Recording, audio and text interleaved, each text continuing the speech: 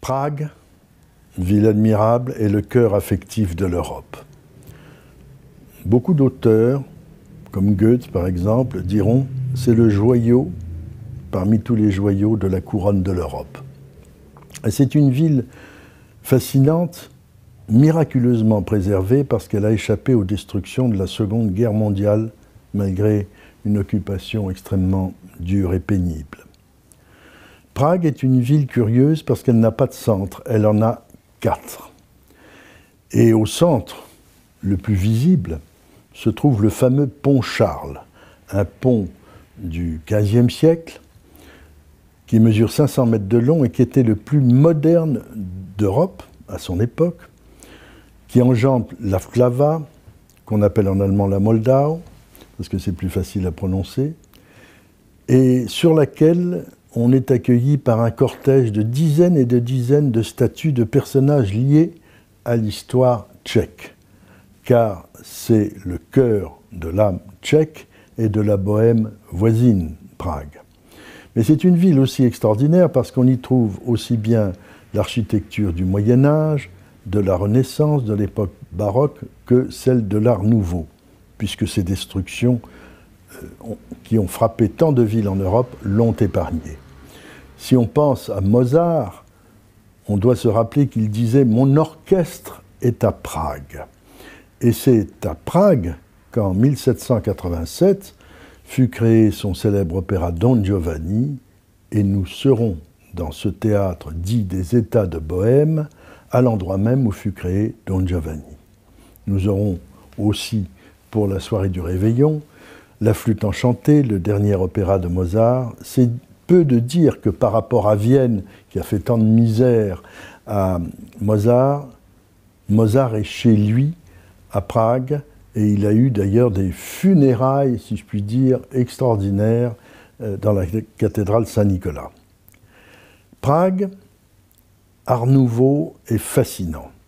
Autour de la personnalité d'un article étonnant, Mucha, qu'on écrit Mucha, mais on prononce Mucha, dont la carrière a commencé à Paris un soir de Noël à la fin du XIXe siècle parce qu'il a su dessiner une affiche en catastrophe, en toute hâte, pour la grande Sarah Bernard, pour son prochain spectacle. Elle n'avait pas été contente des précédents essais.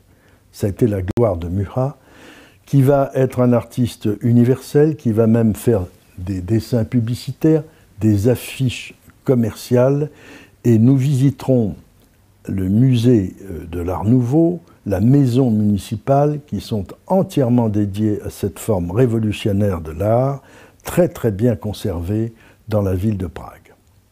Enfin, nous ajouterons une visite exceptionnelle et privée, celle d'un endroit où peu de gens se rendent. Et il est important d'y aller dans cette période qui est toujours celle de la commémoration de la Première Guerre mondiale.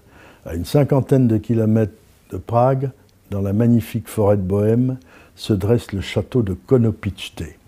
Konopitchte était la résidence favorite de l'archiduc François Ferdinand, le neveu de François-Joseph, qui a été assassiné à Sarajevo le 28 juin 1914.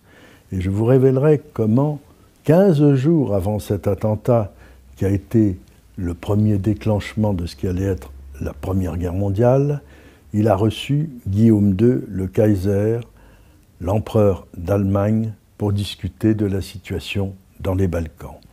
Ce qui est très intéressant à Konopitchte, c'est qu'on a la vision d'un homme qui était très heureux avec son épouse, la comtesse Sophie Chotek, une aristocrate tchèque, ce qui avait causé beaucoup de problèmes à l'empereur François-Joseph, le souverain, qui n'était pas d'accord avec ce mariage et qui avait décidé que cette femme ne pourrait jamais être impératrice d'Autriche et que ses enfants ne seraient pas dynastes.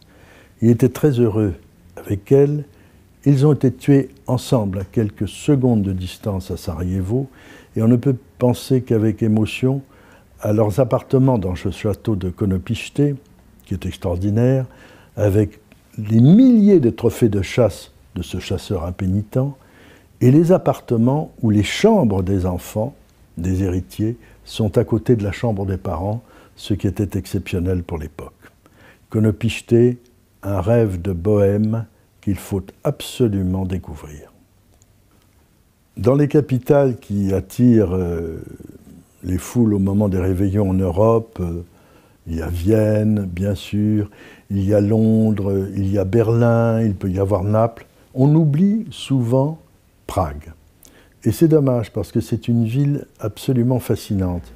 Par toutes les lumières, que ce soit en plein soleil, et c'est une ville baroque étincelante, ou que ce soit comme un théâtre d'ombre, et les Tchèques sont très amateurs de marionnettes et de théâtre d'ombre, on se retrouve plongé dans l'atmosphère brumeuse des écrits de Franz Kafka, ce personnage extraordinaire puisqu'il est le confluent de trois civilisations, de la langue allemande, de l'âme tchèque et de la culture juive.